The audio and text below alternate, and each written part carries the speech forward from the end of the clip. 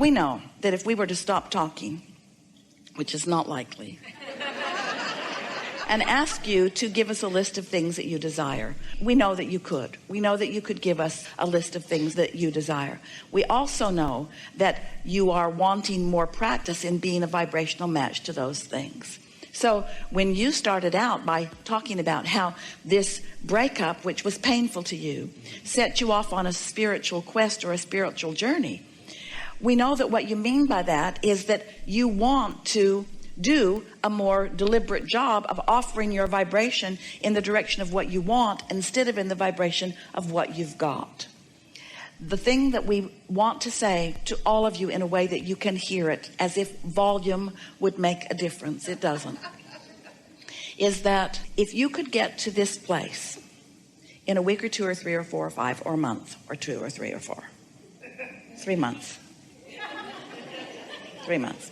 If you could, for 3 months, set the subject of relationship aside, the subject of relationship with another human aside, and if you could focus only upon your mood and attitude about all other subjects, so that you could enhance the relationship that you already have with your inner being. You're such a sensitive person, and that's such a good thing.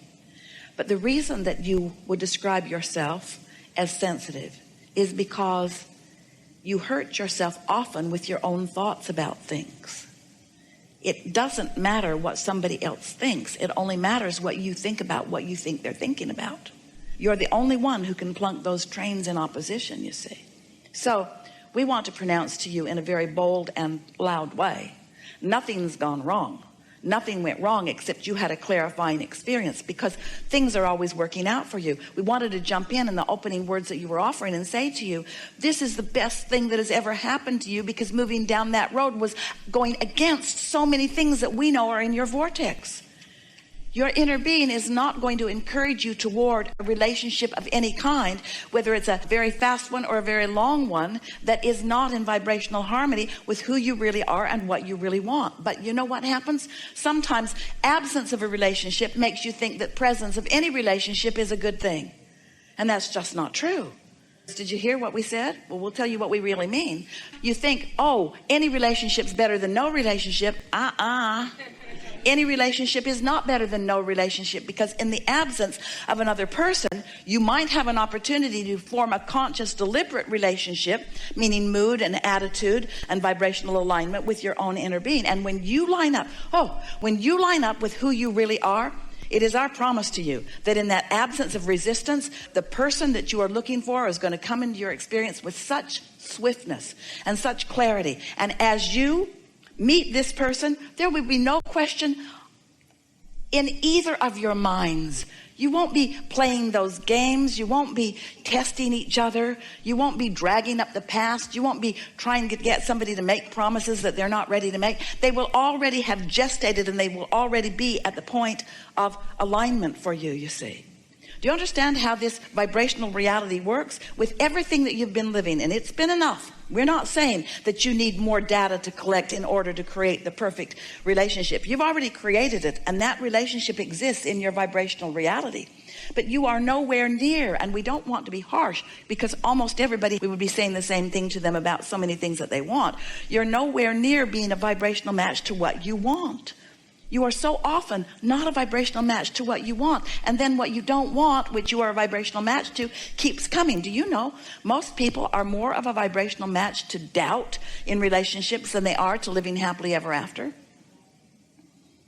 And so you get some of what you want and some of what you don't want, and some of what you want and some of what you don't want. And then you say, you need to be different, because I'm getting some of what I want and some of what I don't want. I need somebody who'll just give me what I want, but I keep getting what I want and what I don't want. So you need to be different. And we say, nobody can be different than what you're outputting.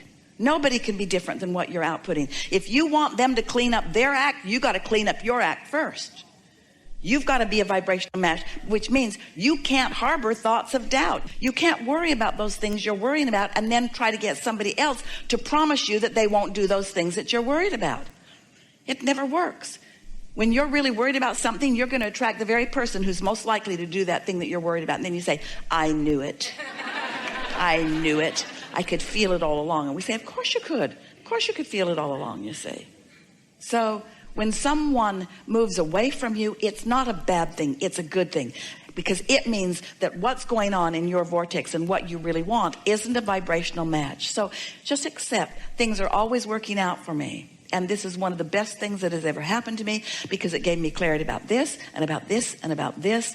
And then tell your general story about relationships in a way that pleases you, and and this is the hard part, but you can do it, let your conversation with yourself about what's coming and the joy that you know you're going to live when it does come, let that hold you for 3 months while you clean up your vibration, and then watch what happens. There are 2 important things that we want to say to you.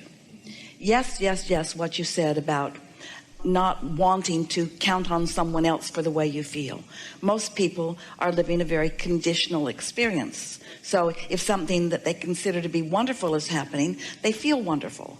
But if something happens that feels disappointed, like not being able to control the desire of another person, then sometimes it feels like you don't have control over the way you feel. And certainly that's natural. We're going to sort that out in just a minute. But we don't want you to jump there so quickly, because it's an important process to have experiences in order to really ascertain what it is that you do want. Because while we know you all believe that you are ready right now to make a very clear statement of desire about many, many things, you could say, we know you believe it, that I know exactly how much money I want to make. We know that you believe that.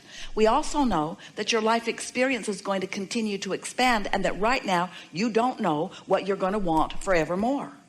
You don't know where you're going to want to live forevermore. You only know from where you stand what you think would be an improvement to where you are.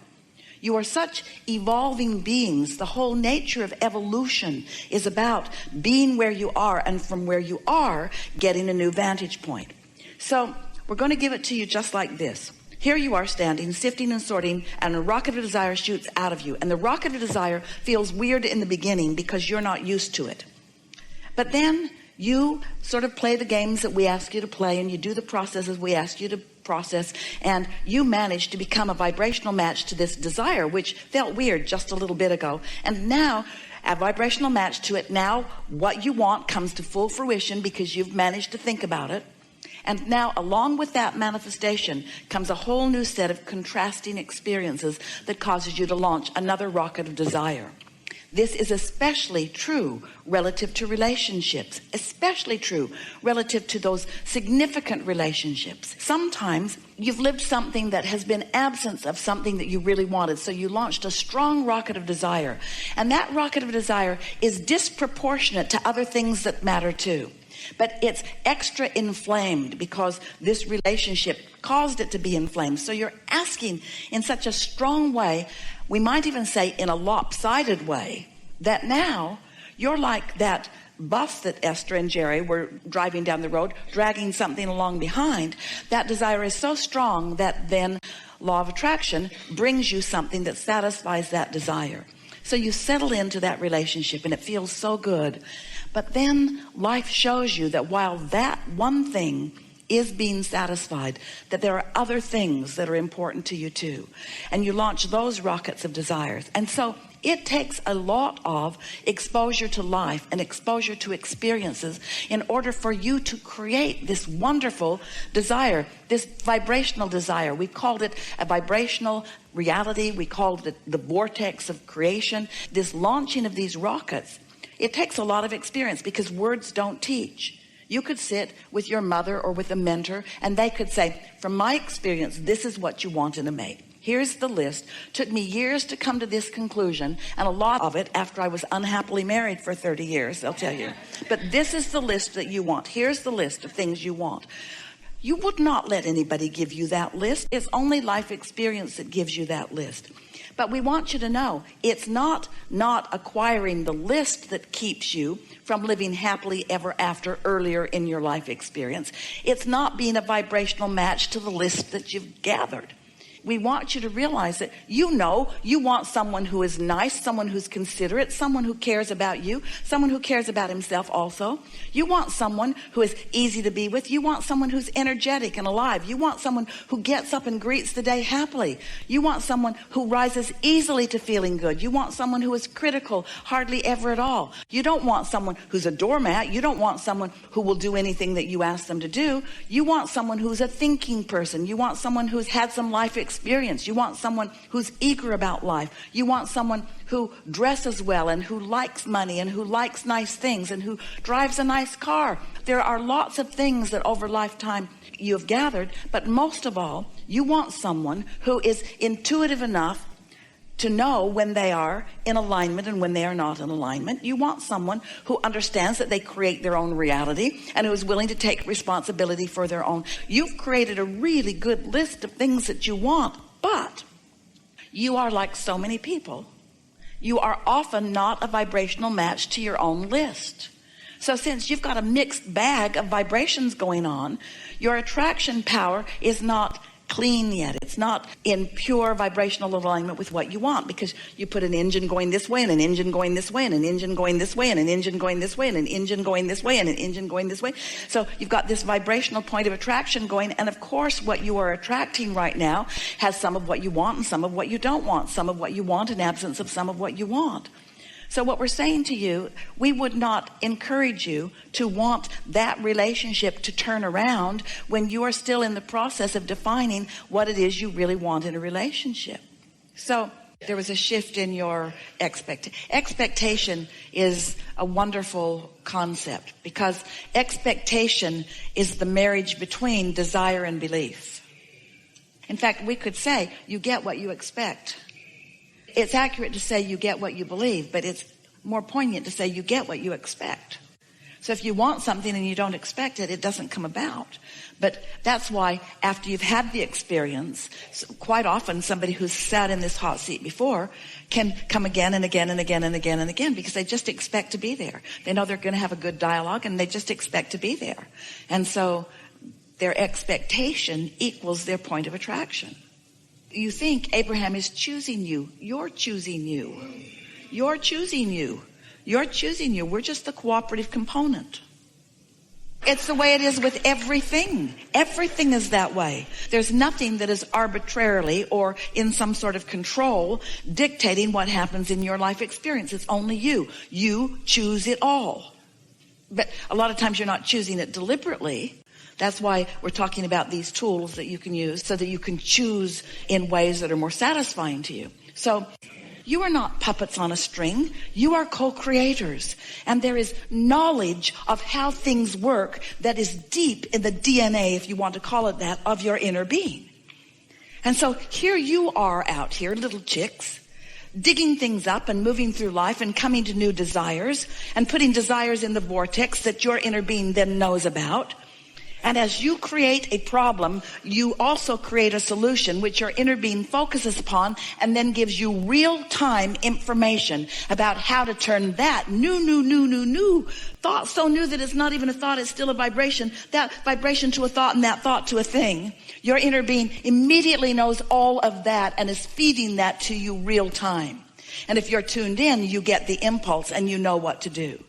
You don't have to get it from a book. You don't have to go to some sort of school to learn how to satisfy your own quests in life experience, you see. Do you like that story? Yes. Do you like understanding who you really are? Do you like understanding how it works?